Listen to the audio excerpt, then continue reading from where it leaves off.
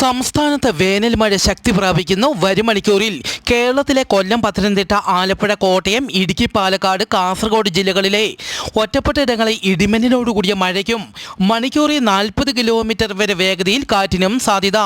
സംസ്ഥാനത്ത് ഇന്നു മുതൽ വരുന്ന വ്യാഴാഴ്ച വരെ ഇടിമിന്നലോടുകൂടിയ മഴയ്ക്ക് സാധ്യതയാണ് കാലാവസ്ഥാ കേന്ദ്രം പ്രവചിക്കുന്നത്.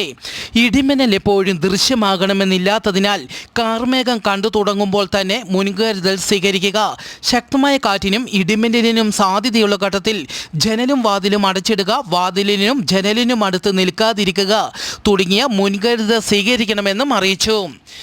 നിരവധി രാജ്യങ്ങളിൽ ആകാശത്ത് തിളങ്ങുന്ന ചുഴി കാണപ്പെട്ടു. ഇതിൻ്റെ കാരണം ഉപഗ്രഹങ്ങളിൽ നിന്നുള്ള ഇന്ധനമാണ് എന്ന് അധികൃതർ പറയുമ്പോഴും ഇതിനെ നിരവധി പേർ തള്ളിക്കളയുകയാണ്. അന്ത്യകാലത്തെ ആകാശത്തെ അടയാളങ്ങൾ കാണപ്പെടുമെന്ന് ബൈബിളിൽ പറയുന്നു. 10ലധികം രാജ്യങ്ങളിൽ ഈ പ്രകാശം കാണപ്പെട്ടു.